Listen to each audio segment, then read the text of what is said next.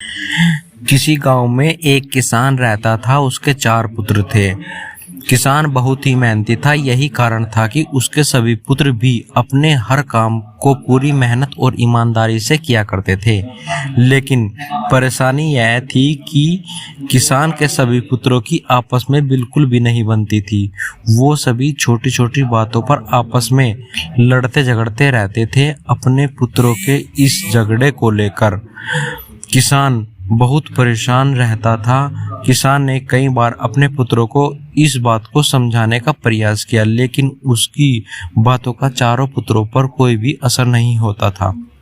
धीरे धीरे किसान बूढ़ा हो चला, लेकिन उसके पुत्रों के आपसी झगड़े का सिलसिला खत्म होने का नाम ही नहीं ले रहा था। ऐसे में एक दिन किसान ने एक तरकीब निकाली और पुत्रों के झगड़े की इस आदत को दूर करने का मन बनाया। उसने सभी पुत्रों को आवाज लगाई और अपने पास बुलाया। किसान की आवाज सुनते ही सभी पुत्र अपने पिता के पास पहुंच गए। उन्हें समझ नहीं आ रहा था कि उनके पिता ने उन सभी को एक साथ क्यों बुलाया है। सभी ने पिता से उन्हें बुलाने का कारण पूछा। किसान बोला, आज मैं तुम्हें सभी को एक काम देने मैं देखना चाहता हूँ कि तुम में से कौन ऐसा है जो इस काम को बखूबी कर सकता है। सभी पुत्रों ने एक सुर में कहा, पिताजी, आप जो काम देना चाहते हैं दीजिए, हम उसे पूरी मेहनत और ईमानदारी से करेंगे। बच्चों के मुंह से यह बात सुनकर किसान ने अपने बड़े बेटे से कहा, जाओ और बाहर से कुछ लकड़ियां उठाकर ले आओ। किसान ने अपने दूसरे बेटे से एक रस्सी लाने को कहा। पिता के बोलते ही बड़ा बेटा लकड़ियां लाने चला गया और दूसरा बेटा रस्सी लाने के लिए बाहर की ओर दौड़ा। थोड़ी देर बाद दोनों बेटे वापस आए और पिता को लकड़ियां और रस्सी दे दी। अब किसान ने अपने बेटे को बोला कि इन सभी लकड़ियों को रस्सी में बांधकर उनका गट्ठर बना दे। पिता के इस आदेश का पालन करते हुए बड़े बेटे ने सभी लकड़ियों को आपस में बांधकर गट्ठर बना दिया। गट्ठर तैयार होने के बाद बड़े बेटे ने किसान से पूछा, पिता जी, अब हमें क्या करना है? पिताजी ने मुस्कुराते हुए कहा, बच्चों, अब आपको इस लकड़ी के गट्ठर को 2 भागों में अपने बल से तोड़ना है। पिताजी की यह बात सुनकर बड़ा बेटा बोला, यह तो मेरे बाएं हाथ का काम है, मैं इसे मिनटों में कर दूंगा। दूसरे नंबर का बेटा बोला, इसमें क्या है, यह काम तो आसानी से हो जाएगा। तीसरे नंबर का बेटा बोला, यह मेरे सिवा कोई नहीं कर पाएगा। चौथा बेटा बोला, यह तुम में से किसी के बस का काम नहीं है, मैं तुम सब में सबसे बलवान हूँ, मेरे सिवा यह काम कोई और नहीं कर सकता। फिर क्या था, अपनी बातों को साबित करने में सभी जुट गए। एक बार फिर चारों भाइयों में झगड़ा शुरू हो गया। किसान बोला, बच्चों, मैंने तुमको सबको यहाँ झगड़ा करने के लिए नहीं बुलाया, बल्कि मैं देखना चाहता हूँ कि तुम में से ऐसा कौन है जो इस काम को बखूबी कर सकता है।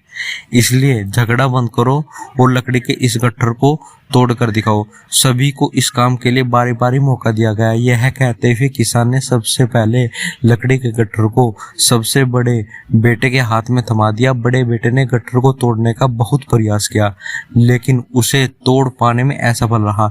असफल होने के बाद बड़े बेटे ने दूसरे नंबर के बेटे को वह लकड़ी का गट्ठर थमाते हुए कहा, भाई, मैंने प्रयास कर लिया है, यह काम मुझसे नहीं हो पाएगा, तुम ही कोशिश करके देख लो। इस बार लकड़ी का गट्ठर दूसरे बेटे के हाथ में था। उसने भी उस गट्ठर को तोड़ने के लिए एड़ी चोटी का जोर लगा दिया, लेकिन लकड़ी का गट्ठर नहीं टूटा। असफल होने के बाद उसने लकड़ी के गट्ठर को तीसरे नंबर के बेटे को दे दिया और कहा, यह काम बहुत कठिन है, तुम भी कोशिश कर लो। इस बार तीसरे नंबर के बेटे ने अपनी पूरी ताकत लगा कर दी, लेकिन लकड़ी का गट्ठर बहुत मोटा था। इस कारण अधिक बल लगाने पर भी उसे तोड़ नहीं पा रहा था। काफी मेहनत करने के बाद जब उससे यह नहीं हुआ तो अंत में उसने लकड़ी के गट्ठर को सबसे छोटे बेटे के हाथ में दे दिया।